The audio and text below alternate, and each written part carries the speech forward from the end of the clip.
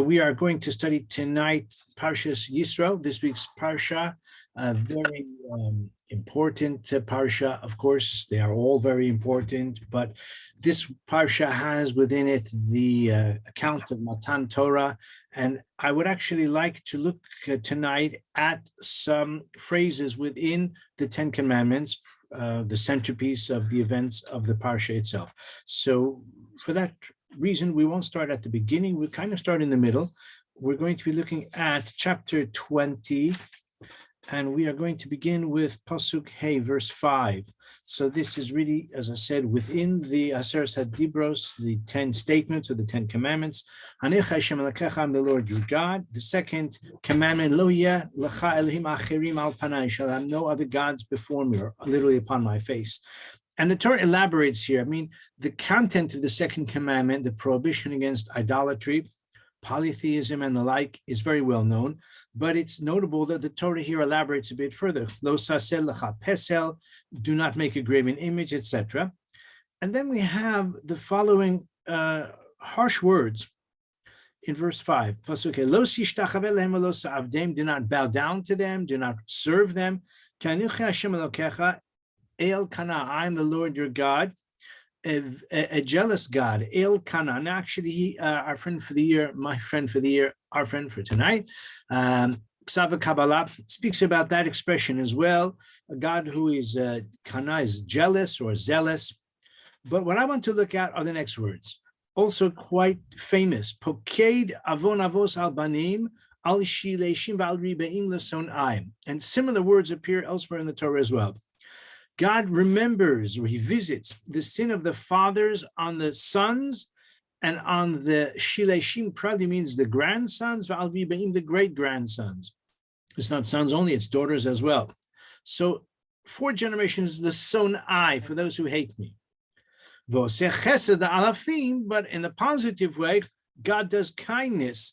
La'alafim, for thousands, the implication is thousands of generations. Lo'ohavai, for those who love me, u'l'shomrei mitzvosai, and those who keep my commandments.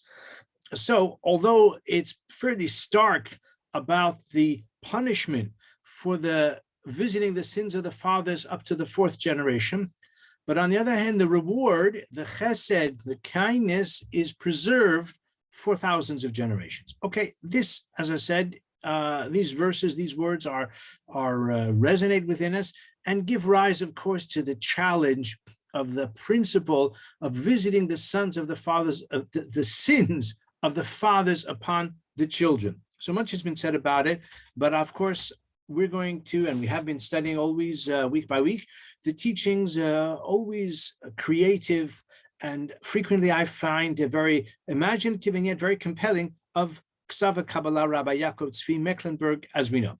So he says the following: Poked avon avos al banim, upon the children.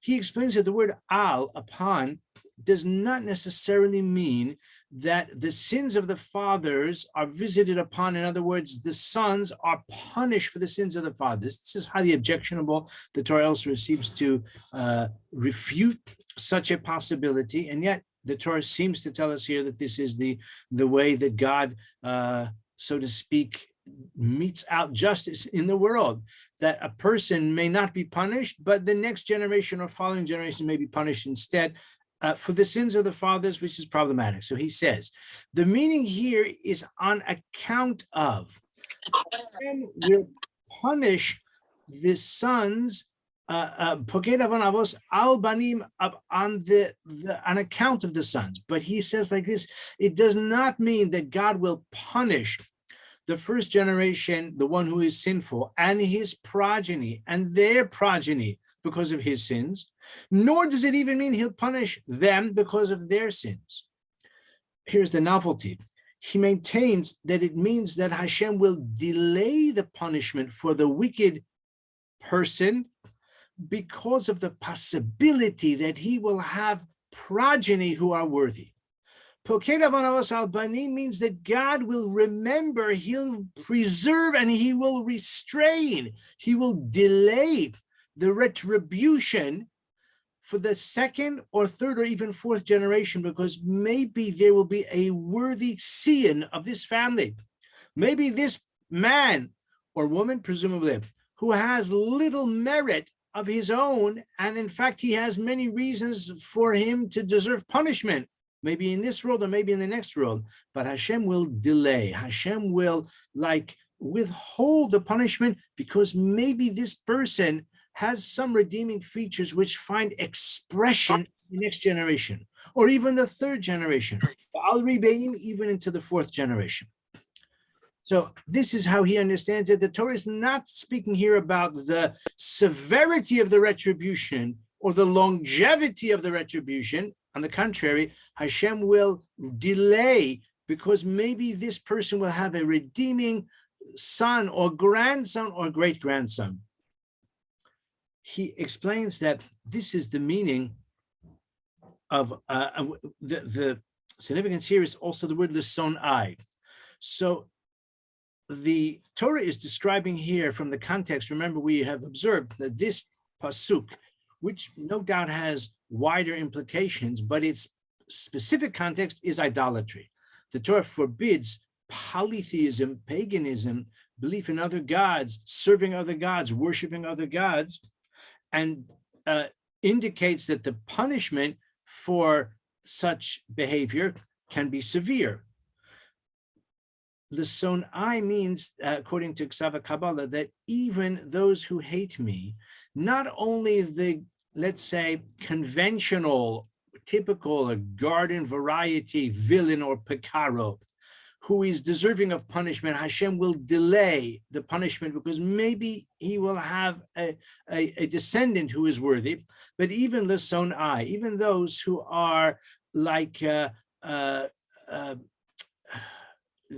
they hate God. They are militant in their hostility. They are the militant atheists, or the Torah describes even the Torah itself, but much more so in the books of the prophets. Unfortunately, Jewish people, even Jewish kings, who were ardent in their devotion to other gods, who scorned the service of Hashem and embraced the other forms of idolatry. The book of Kings and other books of the Tanakh actually are replete with such examples. So it says, ha-Kabbalah, even the sonai, even those who are not merely errant, but they're defiant, even those who deliberately provoke God, they hate God, even those who hate religion, he says, nevertheless, Brahma Zaka Abba, the son will bring merit to the father. Even such a person, who knows, he may have a son who is worthy or a grandson who is worthy. So that's the chidush, that's the novelty of the word lesonai, that Hashem will preserve and will withhold and will reserve judgment to see maybe the one who hates him will have a child or a grandchild who loves him. In our days, in the days of the Teshuvah movement, we know people, and I'm not speaking only for myself, it's true for myself, but I believe it's probably true for many of us here listening to this show. We know people who may have discovered or embraced a religious way of life, and they have become those who keep the Torah, who love the Torah, and who teach Torah, even though maybe their antecedents, parents or grandparents, were of a very different way of thinking. I don't want to say anyone is antecedents who are wicked, but in terms of mitzvah observance, there are those who have, I would speculate, conform to what we've said just now, that the child, the adult son or grandchild who has brought merit to the whole family line in this way. ha-Kabbalah says another approach as well. This word lesonai, so far we've explained lesonai means that even those who hate me, even those who are not simply errant, but those who are defiant or scornful, or even heap contumely upon Hashem and those who keep the Torah, even lesonai.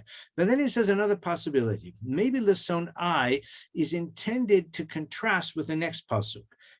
The next pasuk in pasuk Vav, verse 6, V'oseh chesed la'alafim, but God does kindness for thousands of generations, la'ohavai, to those who love me, l'shamari mitzvosai.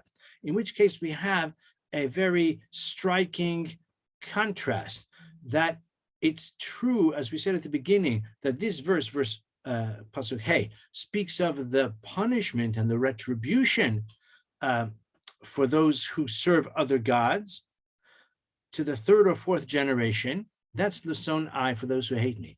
But when you turn it around the other way, the mirror image of those who love me. So there we find, like Rashi says, Midat Tova, the favorable attribute is many, many times more. Rashi says 500 times because Alafim is 2,000.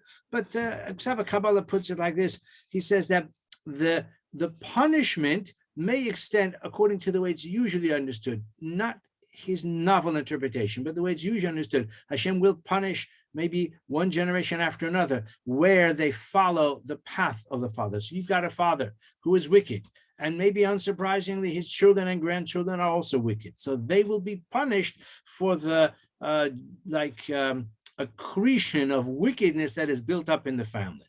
But compare that to the chesed, to the kindness which Hashem preserves. La'alafim, it's as if it's built in mugbal, without any limits. So the punishment is not maintained beyond 4 generations, but the kindness is preserved even for thousands of generations. So he explains that's why the Torah says poked avon avos al banim, but then in the favorable oseh chesed alafim. But now he says something else, which is very beautiful. He says that this statement about avon avos al banim, maybe it means the following: Hashem will only punish a person if he and his children, grandchildren, and great-grandchildren are all wicked. Only if they are consecutive generations of villainy, like Russia, ben Russia, consecutive generations. But he says that this perhaps is a rarity. Now, let me explain what I mean. He quotes a medrash. The medrash says, if you want to take a look in the Chumash a few chapters later, turn, if you don't mind, to chapter 34, verses 7 and 8. So if you're using the Art Scroll Chumash, the standard stone Chumash, it's on page 508. It's Shmos Lamed Daled, Pasuk Zayin, and Ches. So here we have the aftermath of the Chet HaEgel, the 13 attributes of mercy. Now, pay close attention. Notzer chesed la'alafim, that Hashem preserves kindness for thousands of generations. But then, noseh avon ufeshe ve-ha-Ketav v'nakeh lo yinakeh. Now we read further. Poked avon avos al banim v'al bnei banim al shileshim v'al ribeim. Now this is an echo of our pasuk, that Hashem will, like we said, the way it's usually rendered, visit the sins of the fathers on the children, the bnei banim grandchildren, shileshim v'al riveim. Then the next pasuk immediately says, turning the page, if you've got the stone chumash, page 510, in pasuk ches, vaymaher Moshe v'yikod artza v'yishtachu. Moshe quickly prostrated himself. Now, from the wider context, Moshe has heard about the 13 attributes of mercy, which he's going to invoke, and he prostrates himself out of gratitude, out of appreciation that Hashem has revealed to him this formula to evoke divine mercy. But, my friends, from the immediate context, we have juxtaposed that Hashem will punish the children, grandchildren, great-grandchildren, and immediately after, Moshe bows down in gratitude. So this is an irony. The ha-Kabbalah quotes the medrash that says the reason Moshe was so appreciative is that the meaning is that Hashem will punish the fathers and he'll remember the sins to the second and third generation, but according to Chazal, only when the generations are consecutively iniquitous, only when they are sinful generation after generation. So the Medrash says that Moshe bowed down in appreciation because he thought, Baruch Hashem, because how could it be in Israel and the Jewish people, Russia, ben Russia, ben Russia? You don't have one generation after another, a family chain of iniquity, of villainy, of wickedness, that we don't have. So that's why he bowed down, because even in the bad news, that is to say, when Hashem recalls the villainy, but according to the sages, the meaning is Hashem will punish when one generation after another, this family has a losing streak, which is unbroken for 3 generations. So Moshe said, Baruch Hashem, that we don't have. So chas v'shalom, we don't have such a thing. So I'm grateful that I see the Jewish people will not face such terrible punishment in the next row. I thought to myself that this is also something we witness in our own times as well. Now, don't misunderstand me. I'm not saying that those who are not Orthodox Jews are necessarily wicked and villainous. There can be a wide array of possibilities. But I will make the following observation. I'm not the first one to make it. How rare is it to meet someone who is a 3rd-generation Reformed Jew, where he is a member of Reform Synagogue, his parents and his grandparents as well. And that's true not only in Britain, where Reform has come a bit late to the table, a bit late to the party. In America, in Germany, which is, of course, there's not much Germany left for other reasons, it arrived about a generation or 2 earlier. But in America, you've got the most famous Reform temple in America, probably is Temple Emmanuel. It's in Manhattan. The building they occupy now was built in 1930. It's a grand building, one of the most impressive buildings, probably, from that era in all of Manhattan. There are a lot of impressive buildings, most have been built more recently. It's a grand, I haven't been inside, but anyway, you can see it if you want from the outside. I remember hearing that, I think in the year 2000, to mark 70 years of the opening of their grand building, they sought to find any descendants of the original leadership, the original members of the congregation at that time. I understand they could not find, maybe it's an exaggeration, they could not find any, or certainly couldn't find many, because they had all assimilated. The family line had simply disappeared within the Jewish community. So in a way, what the Medrash says, that we don't find 3 generations of Rashaim, which of course it's a bit of hyperbole. Doesn't mean there never was such a thing. But Moshe Rabbeinu was saying, such a thing is a rarity. In our times, I think it is indeed a rarity, because such a person, such a family who are in the category of those who spurn God, who worship idols or other gods, or very frequently no gods at all, who don't believe in the conception of Torah the way it was given to us at Har Sinai, and there certainly are many such Jewish families. But the next generation and the next generation after that, beyond that, they're unlikely to even be Jewish in any meaningful way at all, even those who are Rishaim. So perhaps, in a way, this is true also, as I say, in our own times, in which we don't find 3 generations of iniquitous Jews. Again, I want to say, don't misunderstand me. I'm not suggesting that any member of a Reform synagogue fits this description of the sonai and all of that. But it's just for purposes of illustration, shall we say. I want to show you how he then looks at the next pasuk, the one that we've now considered from a different point of view. Pasuk Vav, v'oseh chesed la'alafim. Now he focuses on the last 3 words, La'ohavai u'l'shomrei mitzvosai. La'ohavai, those who love me, and those who keep my commandments. Ha-Kabbalah makes an observation which, as I've said in the past, is so, it's subtle, but it still is quite compelling, and yet I never thought of it. An idea that had never occurred to me. Isn't there a redundancy here? La'ohavai u'l'shomrei mitzvosai. Those who love me and those who keep my commandments. He makes the very valid point that he says, Kol ohev oseh ratzon hane'ehav. Every person who loves someone does the will of that person. Because if not, mefer brit ha'ahava, he is otherwise spurning the covenant of love. If I love someone, then how can I fail to do what that person wants me to do? don't interview Ruthie too thoroughly on this subject, but I hope in broad terms, it is true to say, in broad terms, I hope, and for all of us as well, please God. He says that if someone loves another person, then of course he does what that person wants. If he doesn't, he has spurned the covenant of love. So therefore, why does the Torah say, Le'ohavai u'l'shomrei mitzvosai?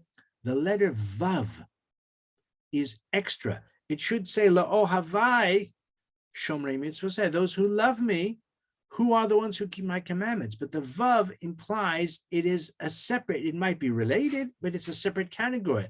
Says ha-Kabbalah, Ohavai would seem to include and be identical to Shomrei Mitzvosai.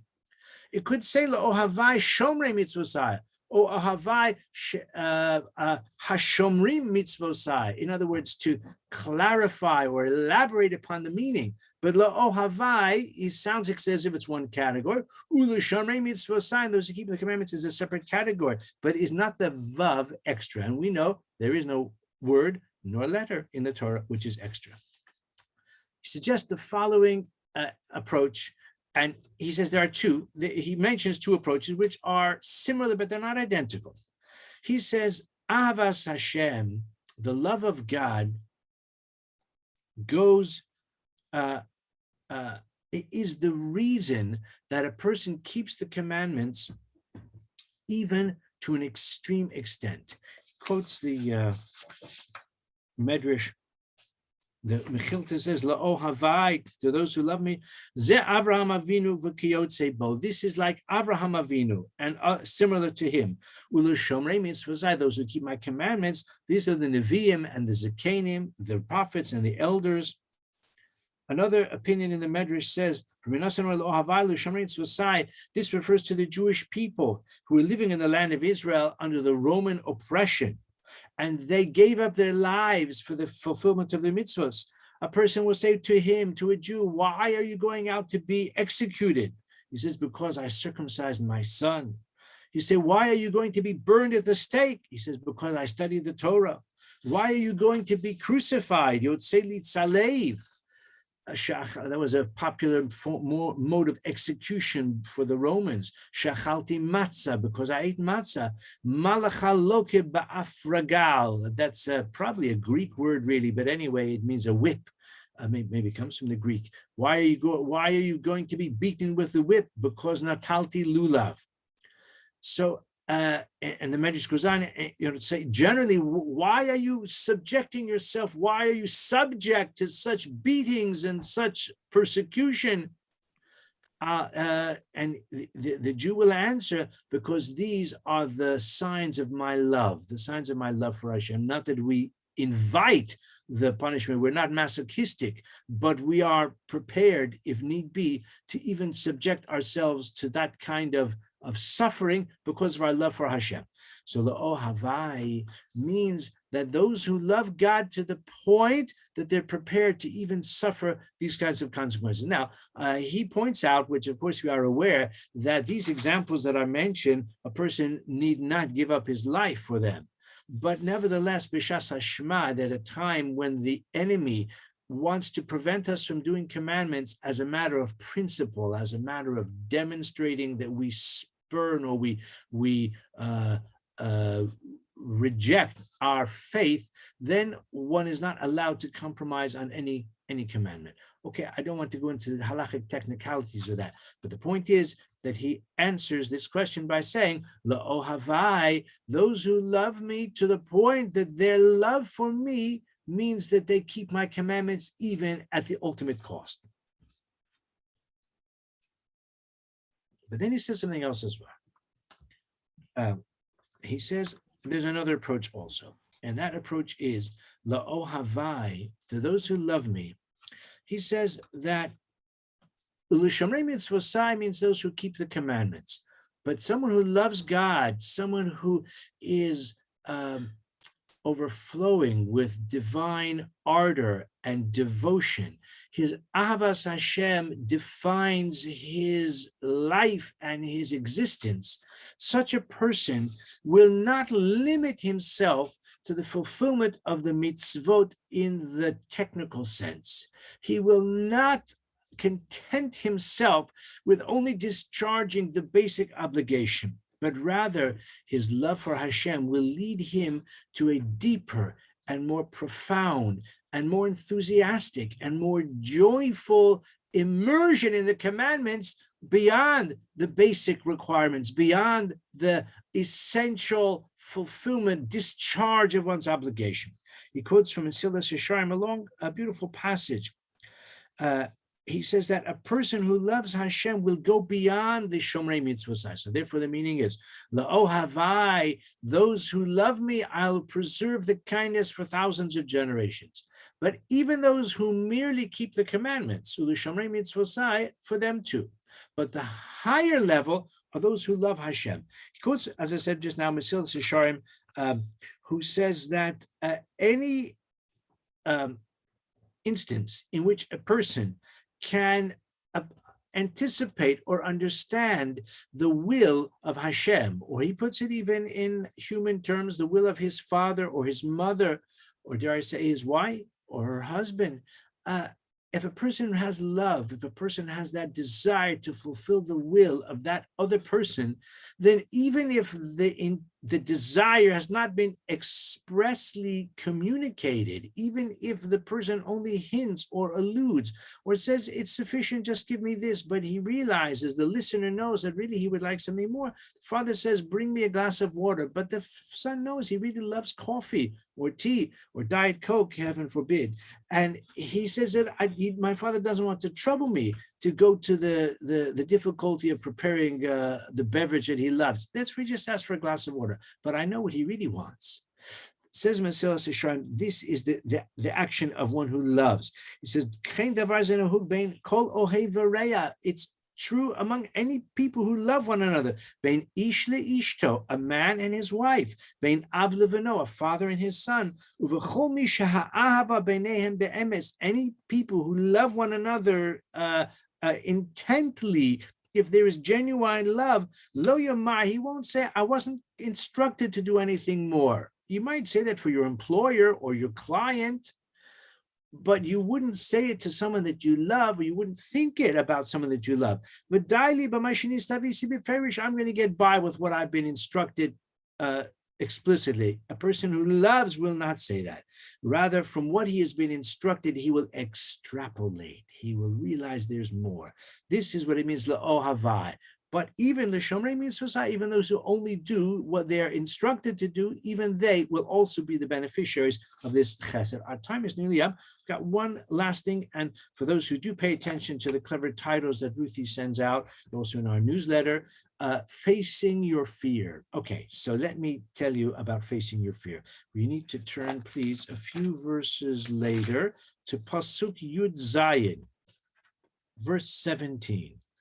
Vayomer Moshe el ha'am al tira'u. Don't be afraid about the dramatic and literally earth-shaking experience, the epiphany that we have all shared in with the giving of the Torah, the receiving of the Torah, the voice of God himself. Don't panic. God has come to maybe test you, or maybe to uplift you, is another interpretation, another translation. Hear the words that we need. So that his fear will be upon your face. Now, I'm just looking at the Art Scroll people, and they render it, do not fear, for in order to elevate you as God comes, so that awe of him shall be upon your faces. Says ha-Kabbalah, what is this idea that awe of God is upon a person's face? Now, of course, it can be understood simply and maybe superficially, and sometimes you have an idea of hadras panim, the glow of a person, and sometimes even just in our interaction with other people, maybe family members or others, one can see on a person's face a lot of emotions. So I think at the very superficial level, probably that is what it means. But says ha-Kabbalah, Yiras Hashem, how can that be associated with physical proportions, physical features, eyes, nose, cheekbones on a person's face, the fear of God on his face. He says, Yiras Hashem al penechem. He says the word penechem means also where you turn. Lifnot is to turn. And he gives a number of examples of that. He gives,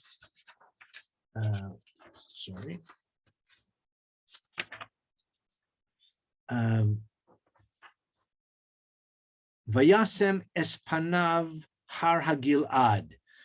He turned his face towards the har hagilad, which means, of course, he proceeded.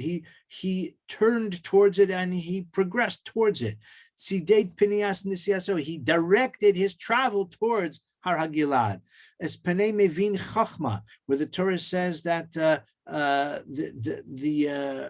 person turns towards wisdom. It's a pasuk in Mishle, and similar verses like that, where the word panim means face, like even in the English language, which way are you facing, or face forward, or that sort of thing. So he says, Yiras Hashem should be reflected in a person's choices. Al panechem al piniaschem, that the fear of Hashem should be, the face means the direction in your attention, your interest, your intention, your aspiration.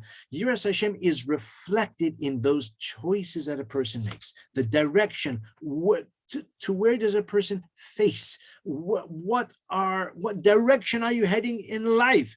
And invariably we have to turn. We make turns in life. But what is our aspiration? What direction are we seeking to realize?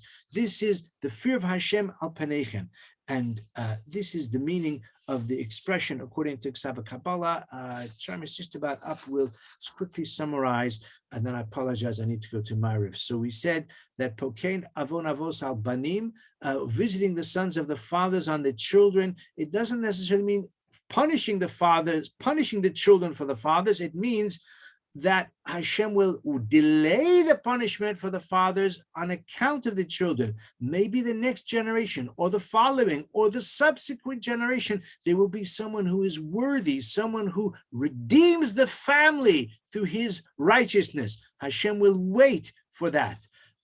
We said, L'sonai, that even those who hate Hashem, and that is contrasted with the ohavai, in which we said that the punishment may be for 4 generations according to the way it's usually understood, but the reward, la ohavai, is so many times more, as we said, maybe 2,000 times la alafim. But then we said at a deeper level that Moshe was pleased to hear al banim uvnei banim, because he thought, we don't find among the Jewish people Rasha ben Rasha ben Rasha, 3 generations of wicked people, that we don't find. We made the observation that indeed in our times we don't find 3 consecutive generations of sinful Jews, because by the time we get to the 2nd or 3rd generation, they are not Jewish anymore.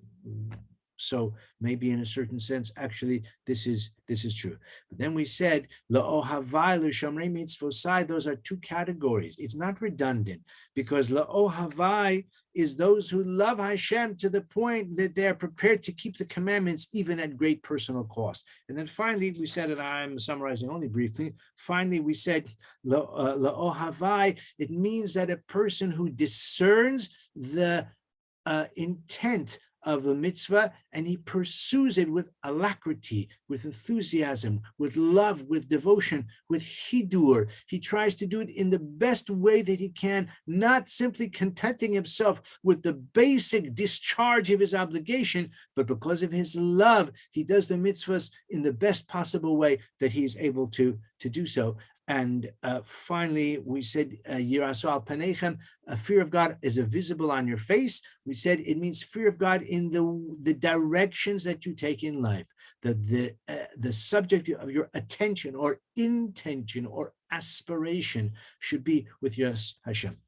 start to talk and run, I'd love to be able to, okay, I see someone has asked me, I don't want to tell you her name because maybe she doesn't want to know.